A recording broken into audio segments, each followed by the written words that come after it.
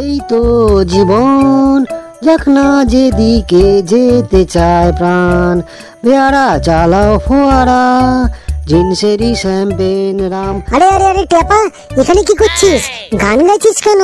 লোকে তো তোকে পয়সা ছুড়ে দিয়ে যাবে। তোকে সারাটা পাড়া খুঁজে এলাম, এখন দেখি তুই এখানে। আরে ভাই, আমার মনটা একদম ভালো নেই রে। কেন, কি হয়েছে? তোর বাবা মা তোকে কেলিয়েছে? আরে না রে, কেলান খাইনি, দাদুর কথা খুব মনে পড়ছে। ও আচ্ছা, কি আর করা যাবে, মন তো খারাপ হওয়ারই কথা। জানিস তো, আমারও আমার দাদুকে খুব মনে পড়ে। দাদুর কিছু কিছু কথা এত মনে পড়ে যে সেগুলো ভুলতে পারি না, চোখ থেকে জল বেরিয়ে যায়। ও আচ্ছা, জল বেরোয়? হ্যাঁ রে, শুনবি কি কথাগুলো? শুনতে পারি, কিন্তু ঢপ দিবি না, বল। আরে ঢপ দেবো কেন, সত্যি কথা বল শুনি। জানিস তো, আমার দাদু সেকালের এক নামী বিজ্ঞানী ছিল। আমেরিকার প্রেসিডেন্টও ওনার সাথে টিফিন করার জন্য দাদুকে কত কাকুতি মিনতি, কিন্তু দাদু টাইমই বের করতে পারলো না। ও, তোর দাদু বিজ্ঞানী ছিল? আরে সত্যি বলছি, দাদু এমন এক গুলি আবিষ্কার করেছিল যেটার উপর যদি কারোর নাম লিখে ছুড়ে দেওয়া হতো, তাহলে সেটা যেখানেই থাকুক না কেন তার মাথায় গিয়ে লাগতো, আবার ফিরে চলে আসতো। ওরে বাবা, এটা তো ওয়াইফাই গুলি। জানিস ঢেঙা, একবার দাদু ওই গুলিতে এক সিংহের নাম লিখেছিল। গুলিটা জঙ্গলে গিয়ে সিংহের কানের কাছে গিয়ে বলল, তুই মরবি। তারপর? এ তো বিরাট ঘটনা। সিংহ তো ভয় পেয়ে নিজেই গলায় দড়ি দিল। ব্যাস, শুরু হয়ে গেল। এবার তোর হাত পা বেঁধে তোকে হাসপাতালে পাঠানো দরকার। আরে না রে, আমি ঢপ দিচ্ছি না, এটা হয়েছে। শোন শোন, শুধু সিংহ না, একবার আমার দাদু আর ঠাকুমা একসাথে চা খেতে বসেছে। হঠাৎ করে দাদু ঠাকুমাকে বলল, জানো, আমি ইচ্ছা করলে এই চায়ের মতন ফু মেরে সব গঙ্গার জল খেয়ে নিতে পারি। ঠাকুমা বলল, দূর, তোমার এইসব বাজে কথা রাখো তো। দাদু রেগে গিয়ে গঙ্গার সামনে একটা পাইপ নিয়ে গেল আর পাইপ দিয়ে টেনে গঙ্গার জল খেতে শুরু করলো। কি আর বলবো তোকে ঢেঙা, গঙ্গার জল অর্ধেক হতেই সরকার থেকে লোক চলে এলো আর দাদুকে সেই হাতে পায়ে ধরে বাড়িতে পৌঁছে দিয়ে গেল। আর তারপর থেকেই তো গঙ্গায় জোয়ার ভাটা শুরু হয়েছে, তা না হলে তো আগে জোয়ার ভাটা বলে কিছু ছিলই না। সত্যি রে, আমাকে তোকে খুঁজতে আসা সার্থক হয়েছে। না আসলে এরকম মহান বিজ্ঞানীর কথা তো জানতেই পারতাম না। আচ্ছা ঢেঙা, তোদের বংশে এরকম দামি লোক কেউ ছিল না? হ্যাঁ ছিল তো, আমার দাদু। ও আচ্ছা, তোরও দাদু? কি মিল আমাদের। বল বল ওনার ঘটনা। কিন্তু একটা কথা তোকে বলি, দেখ, ঢপ দিবি না, তুই ভীষণ ঢপ দিস। আমি যেমন সত্যি কথা বলি সেরকম বলবি। আচ্ছা শোন, এবার আমার দাদুর গল্প বলি। হ্যাঁ বল, তোর দাদু কেমন ছিল? আরে, আমার দাদু ছিলেন বিশ্বের সব থেকে কৃপণ মানুষ, কিন্তু ওনার পয়সা ছিল অনেক। উনি ইচ্ছে করলে 5-10টা দেশ কেনা ওনার কাছে কোনো ব্যাপারই ছিল না। এই শুরু হলো, একটু বেশি হয়ে গেল না রে? যাই হোক বল, আচ্ছা উনি কতটা কৃপণ ছিলেন? তোর ধারণা নেই ট্যাপা। একবার ঠাকুমা বলল হানিমুনে মালদ্বীপ যাব। তারপর দাদু বলল, মালদ্বীপ অনেক দূর, খরচ তো অনেক বেশি হবে। তুমি একটা কাজ করো, আমি তোমায় টানে চড়িয়ে নিয়ে আসছি, দেখবে ভালো লাগবে। এক জায়গায় বসে সারা কলকাতা দেখতে পাবে। আমি তোমায় ঝালমুড়ি কিনে দেবো, ঝালমুড়ি খাবে আর ভাববে তুমি মালদ্বীপে আছো। ওরে বাবা, এত কৃপণতা তো কেউ জীবনে দেখেনি। আমার দাদু এরকমই ছিল।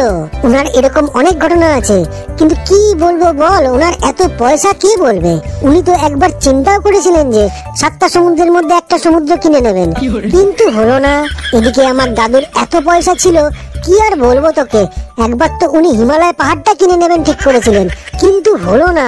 থাক থাক, এবার বল, দাদু কি নিজের জন্মদিন করতো? তুই তো একবার বলেছিস দাদু নাকি নিজের জন্মদিনও করতো। বলতো ঘটনাটা। আরে তার জন্যই তো দাদু মহাবিখ্যাত। কেন বিখ্যাত কেন? আরে জানিস না, দাদু প্রতি মাসে একবার নিজের জন্মদিন করতো, কারণ ফ্রিতে গিফট পাওয়া যাবে আর কেকও খাওয়া যাবে। মানে প্রতি মাসে? এই আবার কিভাবে হতো, বলতো খুলে ঘটনাটা। আরে দাদু এক এক মাসে এক এক দোকানে গিয়ে বলতো, আজ আমার জন্মদিন, ফ্রিতে কেক দাও। একবার তো দোকানদার বলল, তোমার তো গত মাসেও জন্মদিন ছিল। দাদু বলল, ওরে বোকা, আমি তো লিপ ইয়ারে জন্মেছি, তাই প্রতি মাসে আমার জন্মদিন হয়। এদিকে দেখ টাপা, উনার তো টাকার অভাব ছিল না, একবার তো ঠিক করেছিল। থাক থাক, আর বলতে হবে না। আচ্ছা এবার বল, দাদু কি নিজের জন্য কিছু কিনতো? আরে একবার নিজের জন্য নতুন জুতো কিনতে গিয়েছিল। দাদু দোকানে গিয়ে বলল, একটা ভালো জুতো দেখাও। দোকানদার একটা জুতো দেখালো। দাদু জিজ্ঞাসা করলো, কত টাকা এটা? দোকানদার বলল, এই তো 200 টাকা দাম এটার। দাদু বলে, আরে না, এত দামি জুতো আমার দরকার নেই। দোকানদার বলল, আচ্ছা 150 টাকার একটা আছে, দেবো? দাদু বলে, না না, আরো সস্তা কিছু আছে তো দেখাও। দোকানদার রেগে গিয়ে বলল, বাবু 20 টাকায় তোমার জন্য একটা জুতো আছে, কিন্তু সেটা 1 পায়ের।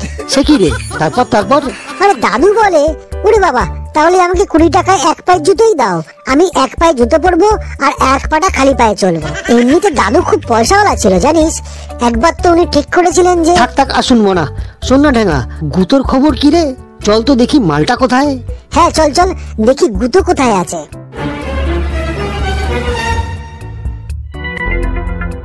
এই গুতো তুই এখানে মেয়েদের স্কুলের সামনে? ওই স্কুলটা ছুটি হবে তাই দাঁড়িয়ে ওয়েট করছি রে। তোরা তো জানিস যে আমার মেয়েদের দেখতে খুব ভালো লাগে। হ্যাঁ সেটা আমরা কেন, সারা দুনিয়ার লোক জানে। অনেক মেয়ের কাছে তাই জন্য বহুবার কানমোলাও খেয়েছিস তুই। ওই ছাড়ো সব কথা, তোরা কি করছিলিস এতক্ষণ? ওই আমাদের মহান দাদুদেরকে নিয়ে একটু কথা বলছিলাম। বাহ দারুণ সাবজেক্ট। আরে আমারও মনে পড়ে জানিস আমার মহান দাদুকে।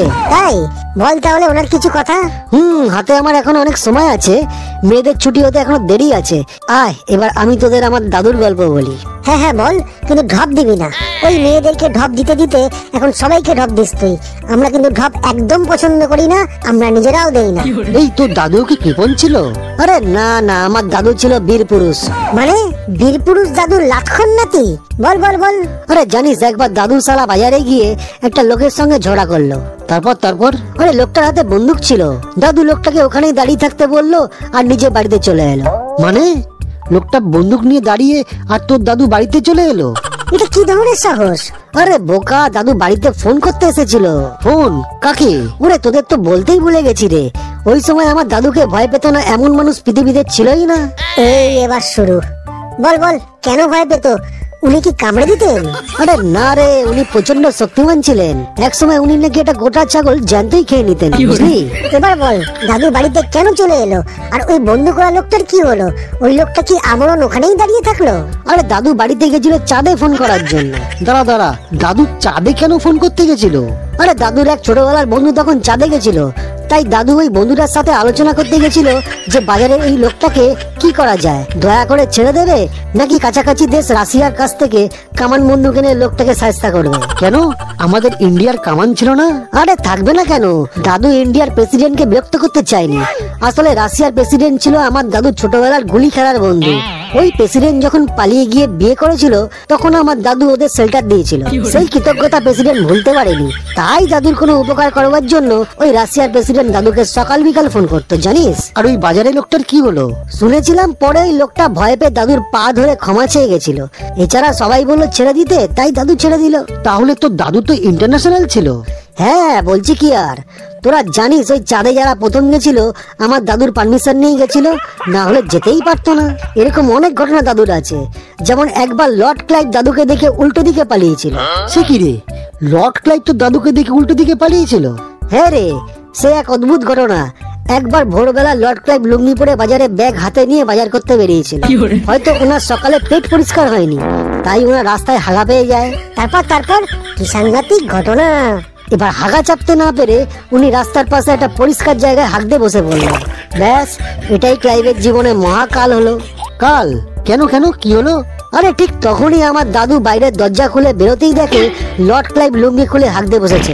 সে ঠিক আছে, মানুষের হাগা পেলে মানুষ হাগবেই, তাতে রাগ করার কি আছে? আরে শোন, লর্ড ক্লাইভ যেখানে হাগছিল সেটা ছিল আমার দাদুর বাড়ির উঠান, আর তার কিছুক্ষণ আগে ঠাকুমা উঠানটা গোবর জল দিয়ে পরিষ্কার করে এসেছে। তারপর এই দেখে দাদু লর্ড ক্লাইভকে এই মারে তো সেই মারে। লর্ড ক্লাইভ ওই অবস্থায় লুঙ্গি ফেলে রেখে দৌড় দেয়। তারপর থেকে লর্ড ক্লাইভ দাদুকে দেখলেই উল্টো দিকে দৌড়ায়। সত্যি রে গুতু, তোর দাদু এত সাহসের জন্য পৃথিবী বিখ্যাত ছিল, আর তুই এরকম ছেজরা হলি কোথা থেকে রে? আরে না রে, আমার সাহস। এই তোরা এই মেয়েদের স্কুলের সামনে কি করছিস রে? এই তো স্যার, লন্ডনে যাওয়ার বাস ধরবো বলে দাঁড়িয়ে আছি। কি এখান থেকে লন্ডনে যাওয়ার বাস পাওয়া যায়? তুমি বাঙালিকে হাইকোর্ট দেখাচ্ছ? চল থানায়। এই পালা তাড়াতাড়ি পালা, তাড়াতাড়ি দৌড়া। এই পালা তাড়াতাড়ি পালা। ধর ধরতে পারি একবার তোদের দ্বারা, তারপর আমি মজা দেখাচ্ছি।